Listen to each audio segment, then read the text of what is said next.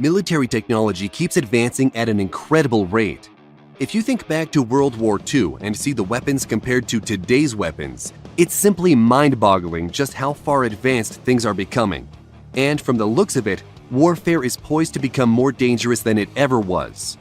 From drones in the sky, drone tanks fitted with incredible weaponry, to small unmanned aircraft that are launched from carriers in the sky, security clearance has been granted.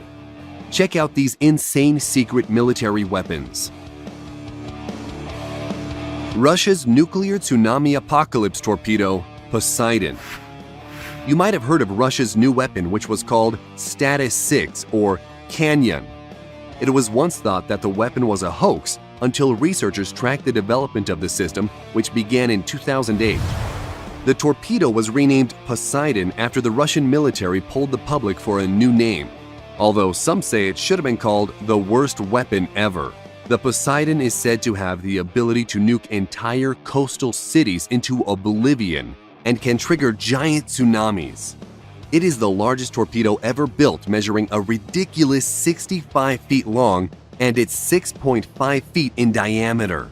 This torpedo is designed to make long treks across entire oceans before detonating a massive 100 megaton thermonuclear warhead against a coastal enemy target. That's twice the explosive power of the Tsar Bomba, but some say that the weapon could only have a 2 megaton warhead. Still, plenty of power to destroy a coastal city. The weapon is so big that it needs its own special submarine, but there could also be special capsules made to launch them from.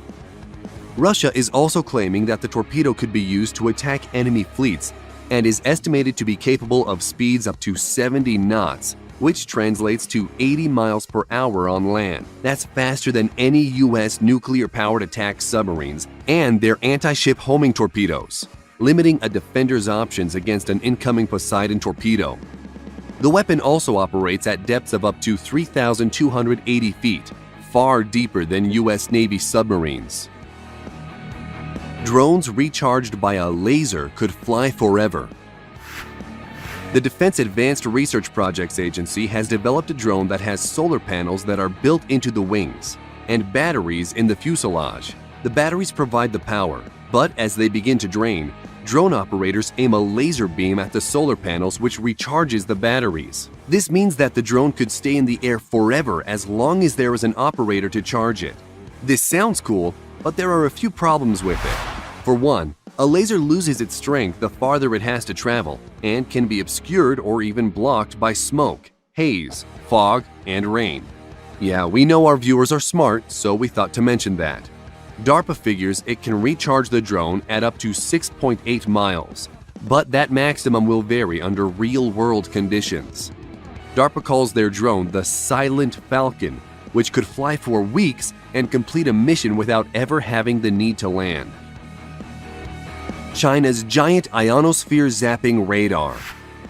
This weapon developed by the Chinese is described as a high-powered incoherent scatter radar and is supposed to bounce radio waves off the Earth's high-altitude layers of charged gas called the ionosphere.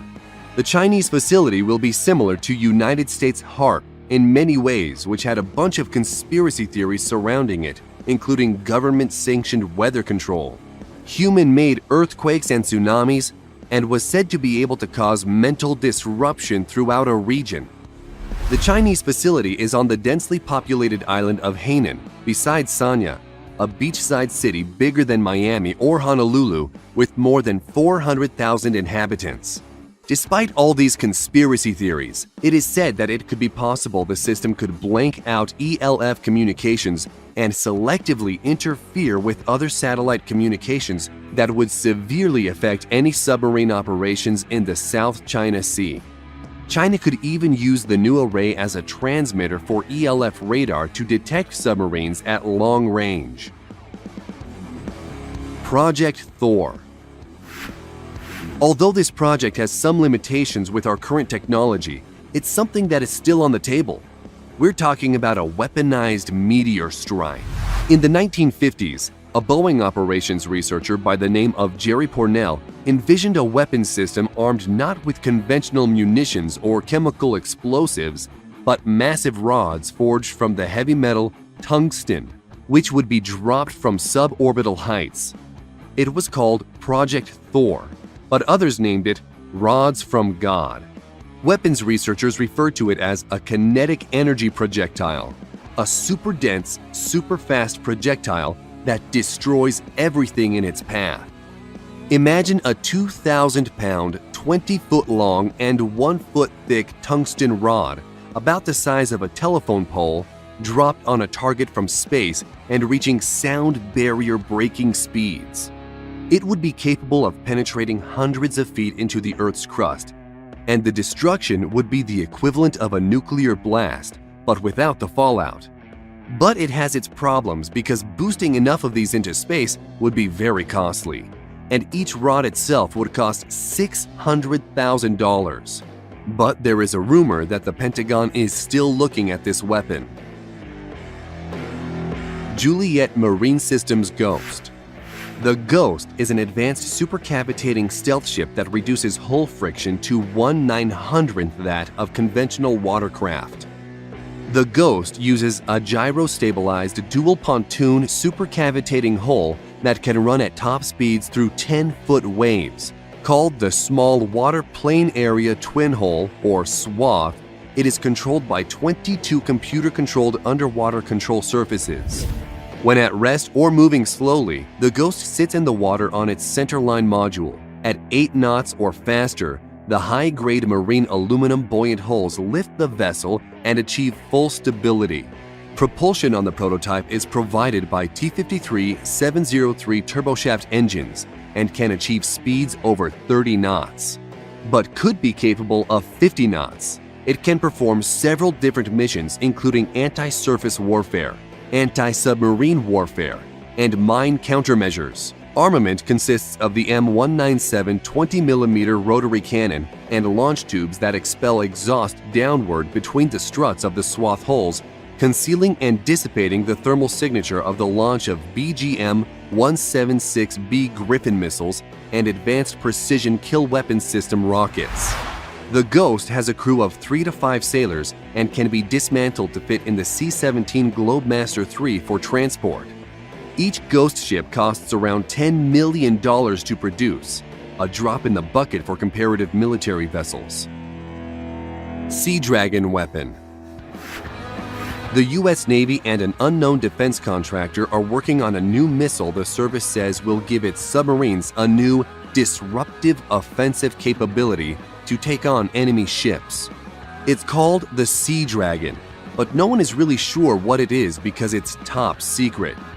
However, it is known that the missile uses some current technology and could be the SM-6, which is designed to be launched by U.S. Navy Arleigh Burke-class destroyers and Ticonderoga-class cruisers to defend the fleet from cruise missiles, manned aircraft, unmanned aircraft, and even short-range ballistic missiles.